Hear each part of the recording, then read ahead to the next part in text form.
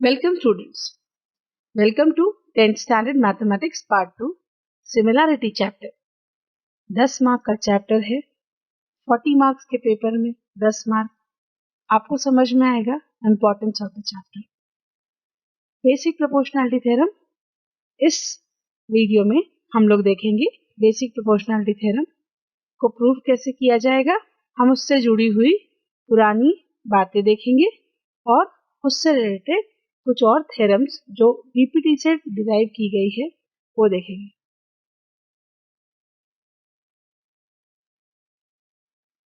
ये एक सीन है जहां पर एक बिल्डिंग की हाइट निकालनी है. अब आप टेप लेकर तो निकाल नहीं सकते. बीपीटी को यूज करके आप आराम से इसकी हाइट निकाल सकते हैं. हम कैसे निकाल सकते हैं आइए देखते हैं. अगर हमें इस बिल्डिंग की हाइट निकालनी है तो हम क्या करेंगे. हम उसके पैरेलल एक छोटी सी लाइन रख देंगे.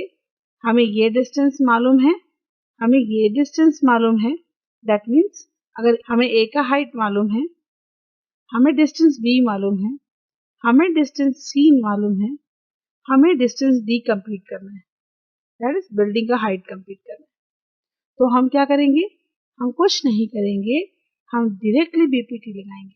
बेसिक प्रोपोर्शनैलिटी थ्योरम बहुत ज्यादा यूज होते हैं.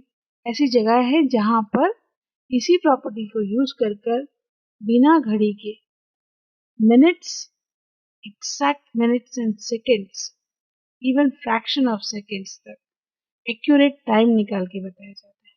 दिल्ली में है, जयपुर में है. अब हम आगे देखते हैं थेल्स थ्योरम, राइट, या बीपीटी और उससे जुड़ी एंगल बाइसेक्टर थ्योरम. हम इस साइंटिस्ट के बारे में जानते हैं. थेल्स 640 से 540 BC में थे. He was a famous Greek mathematician, philosopher, and he lived around 7th century BC. He possessed knowledge to an extent that he became the first 7 sages of Greek. बहुत intelligent थे, बहुत knowledge था और उनका maths में काफी बड़ा contribution है.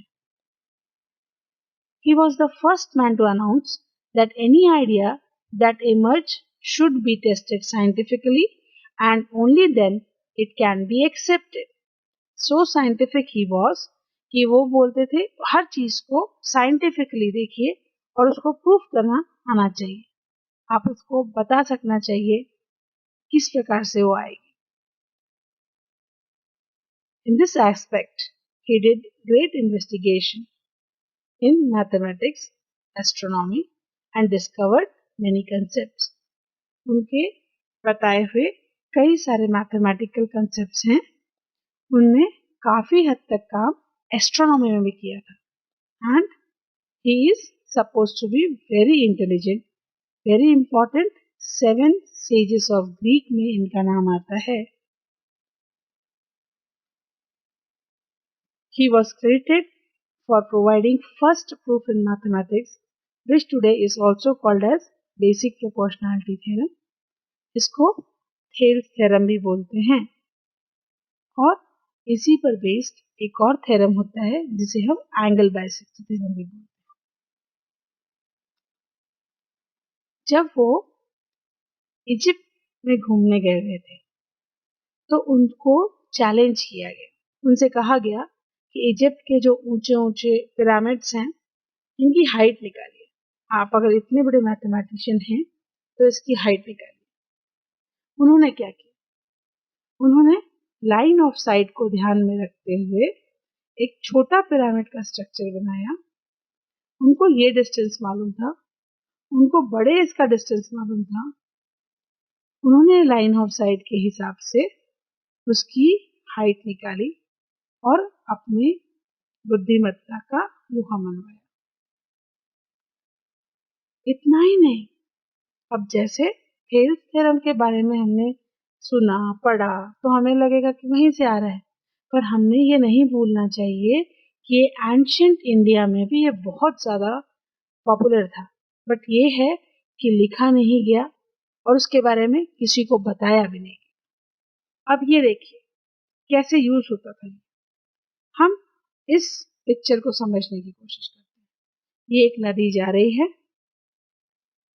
इस नदी के इस पार में अगर दुश्मन की सेना है तो हम एग्जैक्टली उनको लेबल करना शुरू करते हैं। एनिमी आर्मी बी पोजीशन पे है, राजा का किला सी पोजीशन पे है।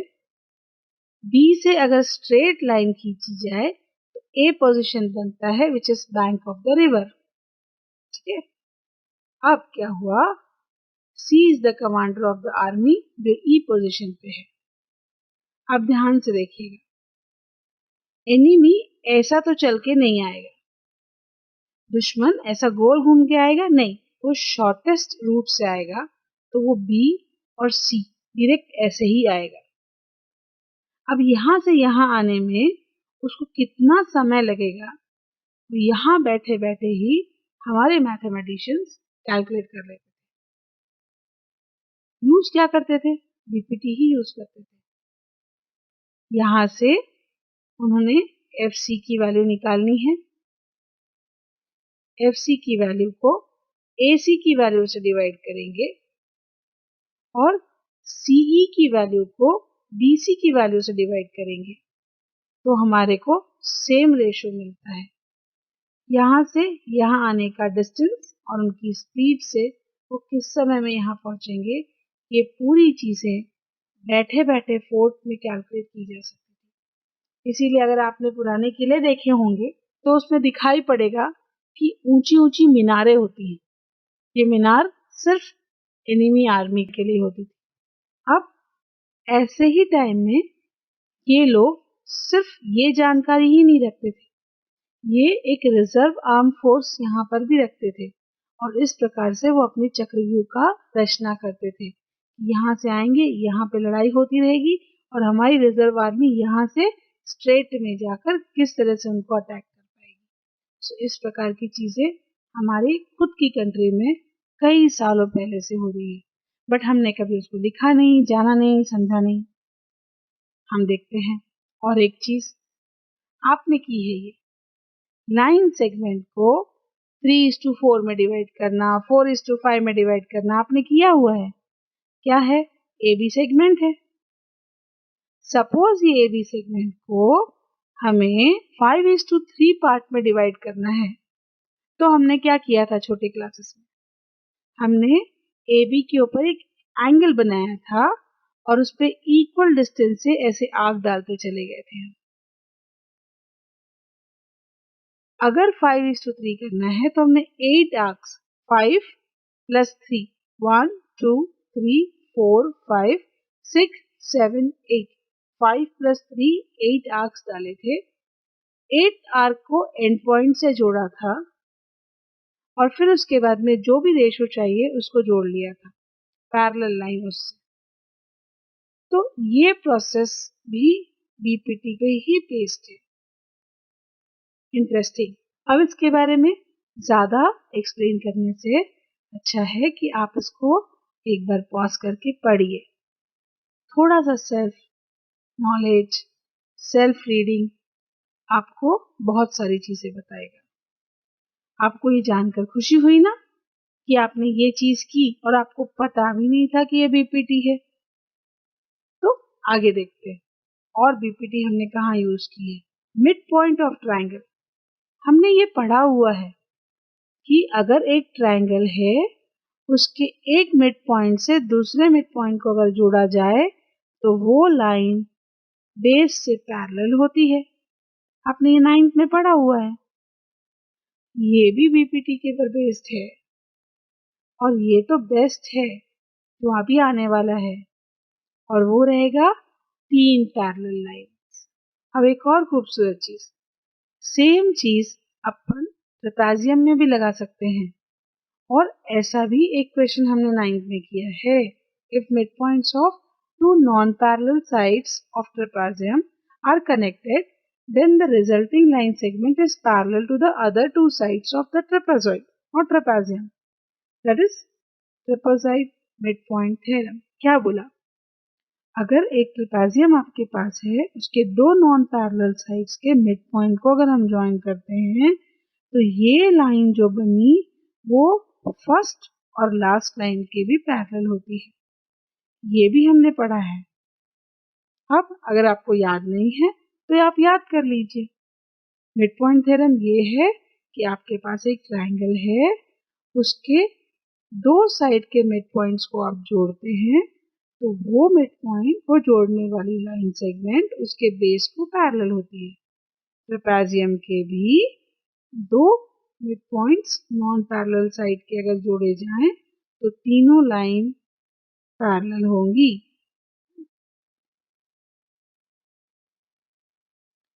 अब बेसिक प्रोपोर्शनैलिटी थ्योरम क्या है? इतनी देर में तो हमें खूब इंटरेस्ट आ गया होगा, आंखें भी बड़ी बड़ी हो गई होंगी आपकी कि भाई क्या है बीपीटी, सीखते हैं। चलिए आपको बीपीटी बताते हैं। अगर ट्रायंगल का नाम एबीसी है और अगर आप उसमें कोई भी लाइन ऐसी ड्रॉ करें जो बेस को पैरेलल, लाइन कैसी बननी चाहिए?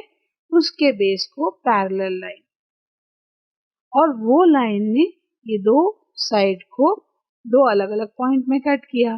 नामकरण कर देते हैं, एक का नाम P, एक का नाम Q। सो आपके पास में है AP, PC, AQ, QB।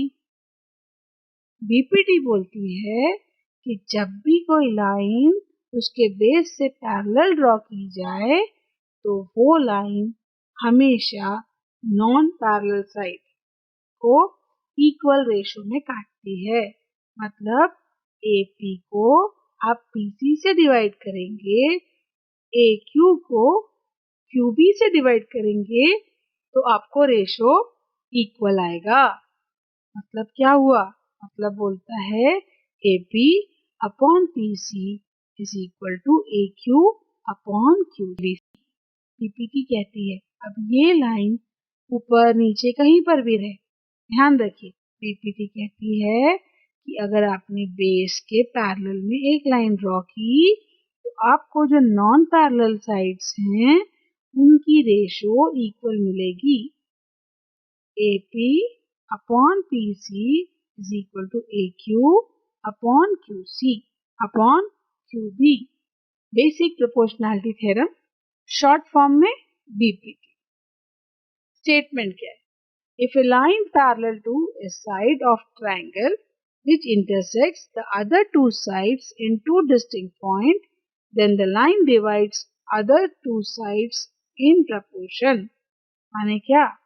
आपके पास ट्रायंगल है ABC, एक लाइन है DE जो उसको दो भाग में कट कर रही है, and DE is parallel to BC। DE is parallel to BC। Then what we get? We get AD। AD upon DB is equal to AE upon EC। समझ में आई बात? क्या है गिवन? क्या है यहाँ पे? BC को पैरेलल है DE। गिवन क्या है? BC को पैरेलल है DE। बेसिक प्रोपोर्शनैलिटी बोलती है कि AD upon DB is equal to AE upon EC। अब आपने रेशो एंड प्रोपोर्शन 9th में पढ़ा था। जब रेशोस लेते हैं और दोनों साइड के रेशोस इक्वल होते हैं तो they are said to be in proportion.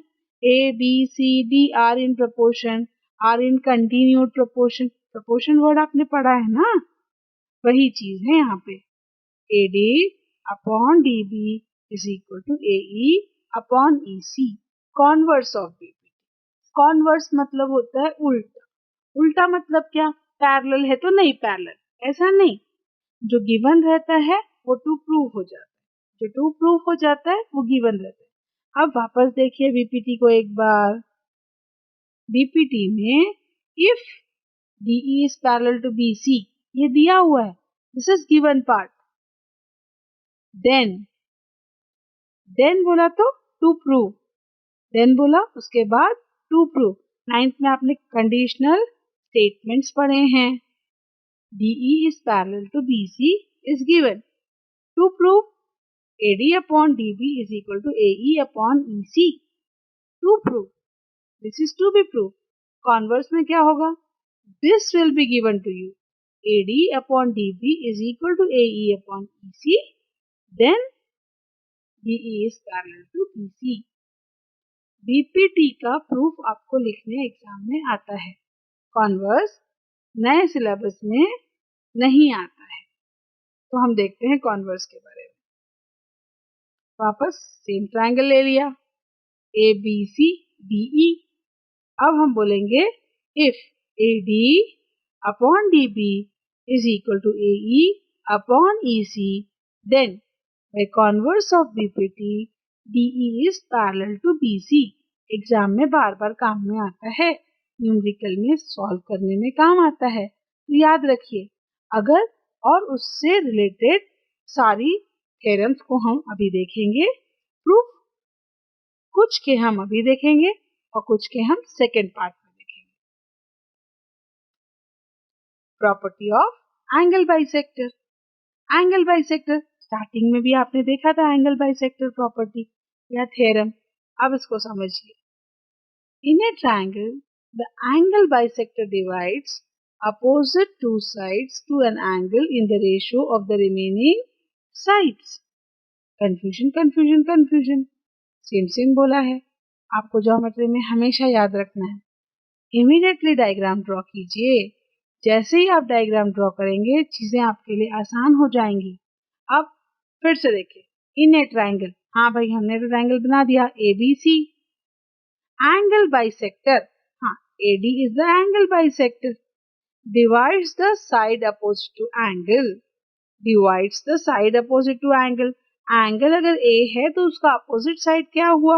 BC. It divides the side opposite to the angle, that is BC, in the ratio of the remaining side. remaining side कौन सी है? AB और AC. माने क्या? AB upon AC will be equal to BD upon DC. अब लिखेंगे कैसे? If then form तो समझना पड़ेगा, ये तो स्टेटमेंट है. एक बार इफ देन फॉर्म समझा तो हमको गिवन टू प्रूव लिखना आएगा. हम इस बार इस लेसन में गिवन टू प्रूफ ही लिखेंगे. नेक्स्ट लेसन में हम इसको प्रूव करना सीखेंगे. अभी देखिए, इफ मतलब गिवन है. AD is the angle bisector. AD is the angle bisector.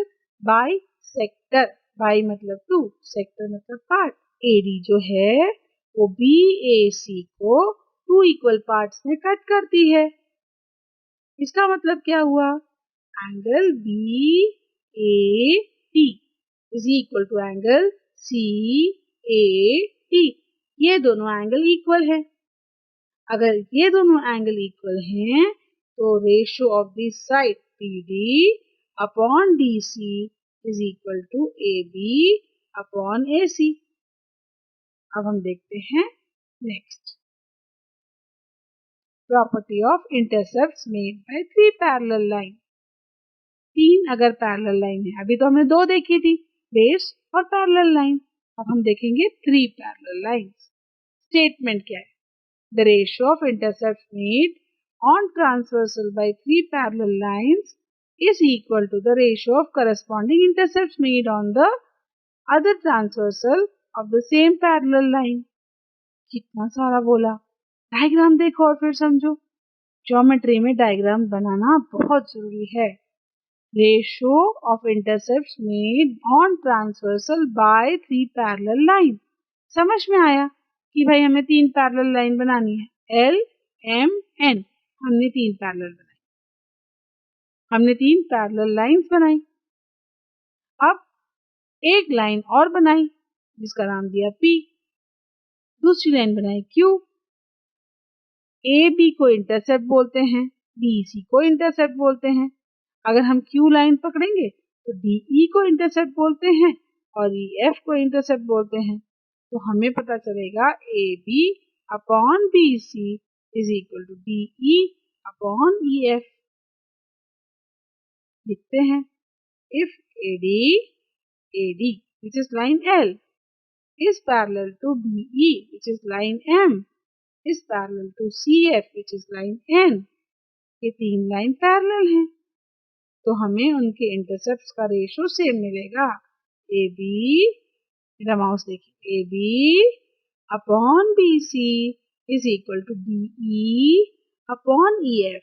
अब इस पर बेस्ड क्वेश्चन एग्जाम में आते हैं, बेसिक प्रोपोर्शनैलिटी थ्योरम। इस वीडियो में हम इसका प्रूफ भी देखेंगे। फर्स्ट पार्ट क्या है? Theorem. A line parallel to one side of triangle divides the other two sides in equal proportion. Given DE is parallel to BC. To prove AD upon DB is equal to AE upon EC. Diagram बनाते हैं। Triangle का नाम है ABC, parallel line का नाम है DE। अब क्या करेंगे? स्टेप नंबर 1, इसके स्टेप्स अगर ध्यान में रखेंगे आपको थ्योरम लिखना आ जाएगा।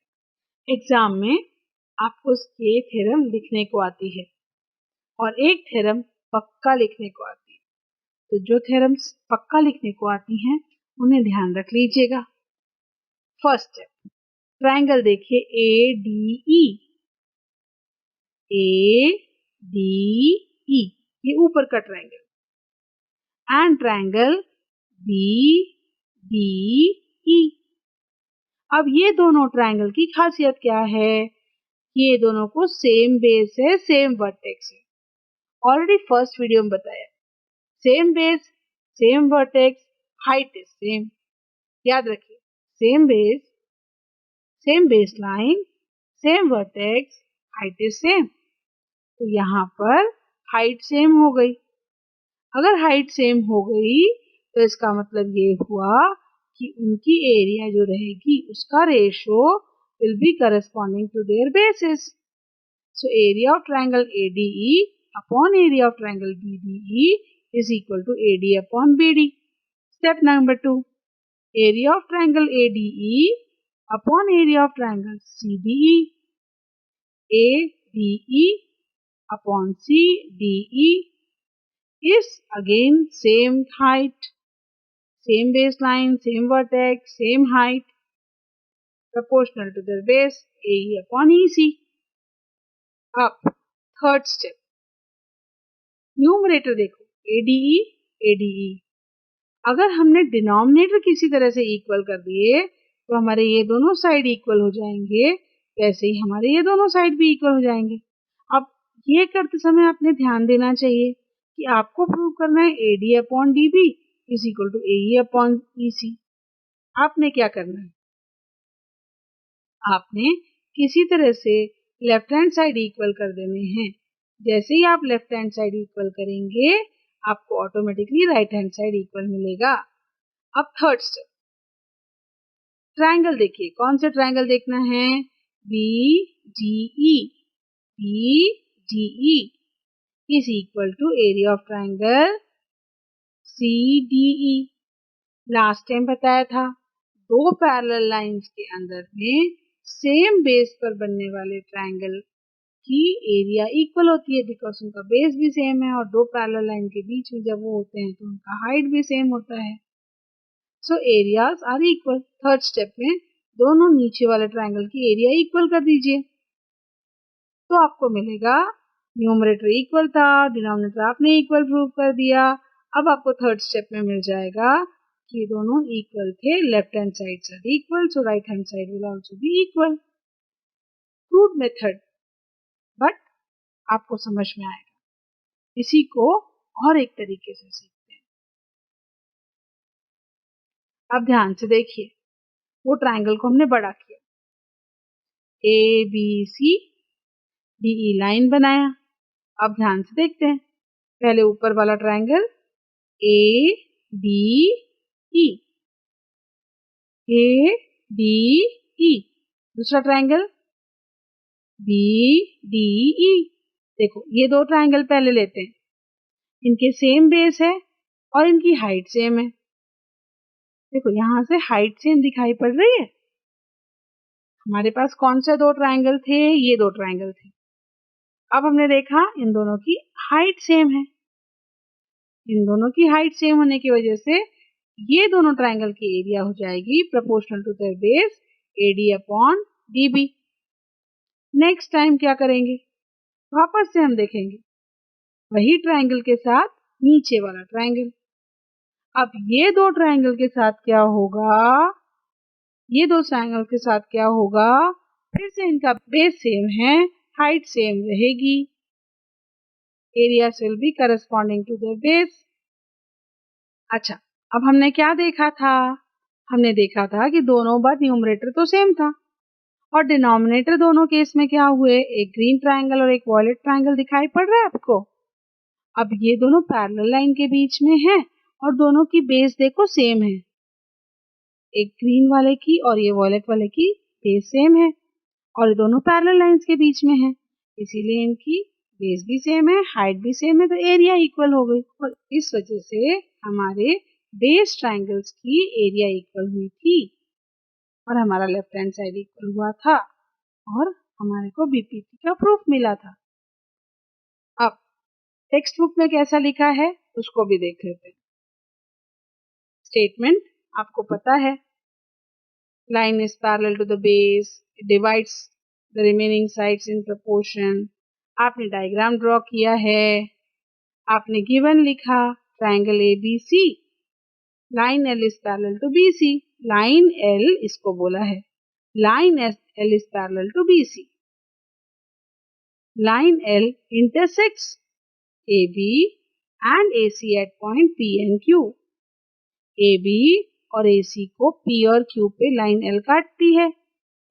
अब क्या होगा, उसके बाद हमें प्रूव करना होगा AP upon PB is equal to AQ upon QC। Same चीज अल्फाबेट चेंज करके बताया ताकि आप कभी कंफ्यूज ना हो। आप अगर अल्फाबेट भूल गए हैं कोई प्रॉब्लम नहीं, आप अपने अल्फाबेट्स डाल के कर लीजिएगा। कंस्ट्रक्शन करना पड़ता है, draw PC and segment QB। PC और QB को आप ड्रॉ कीजिए। अब ये कंस्ट्रक्शन आपने किया है, अब जब भी कंस्ट्रक्शन अपने हाथ से होता है उसको स्पेसिफिकली डॉटेड लाइन से ही बनाया जाता है, अनसेड रूल ऑफ ज्योमेट्री। अब अगर आपने डायरेक्ट लाइन बना दी और आपको फुल मार्क्स आ रहे हैं, हम तो यहाँ पे भी मार्क्स काट लेंगे, ये तो दिया ही नहीं था, आपने कंस्ट्रक्शन किया, आपको ये भी नहीं मालूम। ये छोटी छोटी चीजें हमें फुल मार्क्स चाहिए तो रखनी पड़ती है याद। फिर हमने लिखा area of triangle APQ and PQB have equal heights, area का ratio proportional to their base. Second time लिखेंगे, आपको दूसरा ट्रायंगल भी याद है। अब आप लिखेंगे PQ is common base of triangle PQB and PQC। नीचे वाले दो ट्रायंगल वो ग्रीन एंड वॉयलेट जो देखे थे, हाँ, segment PQ is parallel to BC, hence triangle PQB and PQC have equal height, therefore area of base triangles are equal। the moment आपको ये मिला, आपने लेफ्ट हैंड साइड दोनों इक्वल कर दिए, राइट हैंड साइड अपने आप इक्वल हो जाएगा। देखो यहाँ थोड़ा गड़बड़ गड़बड़ लिखता है, बट मैंने जो आपको 3 स्टेप्स बताई, आप अगर उनको ध्यान रखेंगे तो आपको याद करना थोड़ा सा इजी हो जाएगा। इस थ्योरम को बार बार लिखिए ताकि आपको लिखना ठीक से आ जाए। कॉन्वर्स ऑफ बीपीटी, इसका प्रूफ नहीं है बट स्टेटमेंट पता कर लेना चाहिए। If line divides any two sides of triangle in the same ratio then the line is parallel to the third side. Figure L intersects segment AB and AC of triangle ABC in the ratio। अब ऐसा जब पढ़ते हैं तो कुछ नहीं समझता, हमें ट्रायंगल बना के ही समझता है। आप ध्यान से देखिए, line L intersect side AB and AC।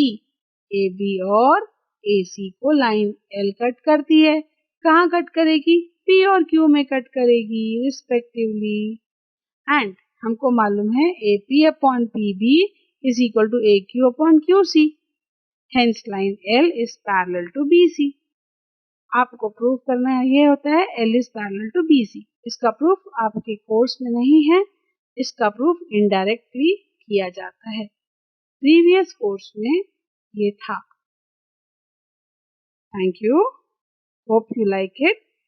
हम नेक्स्ट पार्ट में इसके न्यूमेरिकल्स करेंगे।